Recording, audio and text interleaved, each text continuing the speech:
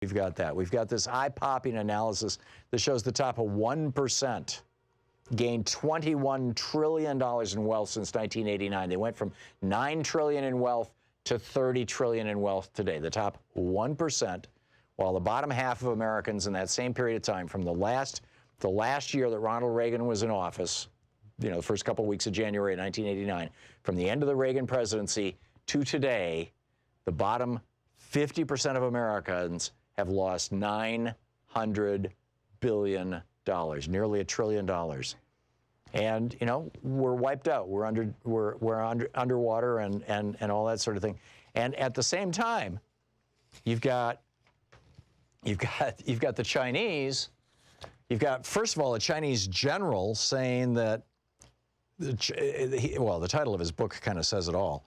The title of his book is, his name is Kuo Lang. He's a major general in the Chinese Air Force, and he co-wrote a book titled Unrestricted Warfare, China's Master Plan to Destroy America. Now, Nikita Khrushchev, at a World's Fair, told Richard Nixon that as our factories, speed up and overpower the United States, we will bury you. And he meant economically. But for 20 years, the Republicans ran on, Khrushchev back in the whatever year it was, 56 World's Fair or 63 or whatever, told, I think it was when Nixon was vice president, so it was the late 50s, but I could be wrong. But in any case, the Republicans lived on this thing for years. Soviet Union says they're going to bury us.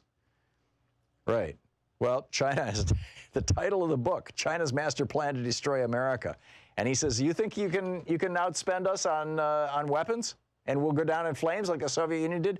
Quote, China is not the Soviet Union. If the United States thinks it can also drag China into an arms race and take down China as it did with the Soviets, in the end, probably it will not be China who is down on the ground.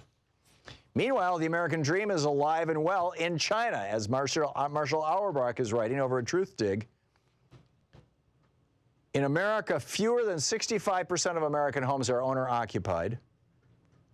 And more than half of the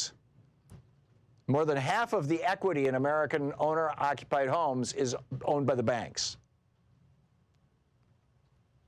Whereas in China, 90% of families can afford to own their own homes. 90% of families in the country, in China, this is from Forbes magazine, 90% of families in China own their own homes, giving China one of the highest home ownership rates in the world. 80% of those homes are owned outright, without mortgages or other liens. The Chinese way is to save your money, and then buy what you want. Home, car, whatever it be. On top of this, north of 20% of urban households in China own more than one home. They've got a country home as well as a city home. 70% of Chinese millennials, ages 19 to 36, already own their own homes. 70%. Whereas in the United States, the average student, the average millennial, has $37,000 in student debt. Rather than owning a home, they own a student loan.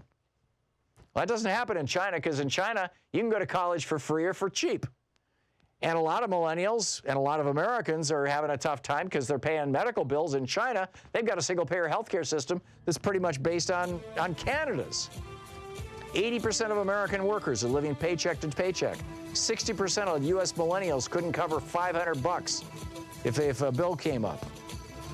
Whereas in China, there is no student debt. There are no health care poverty cases. They don't have to use GoFundMe if you get sick.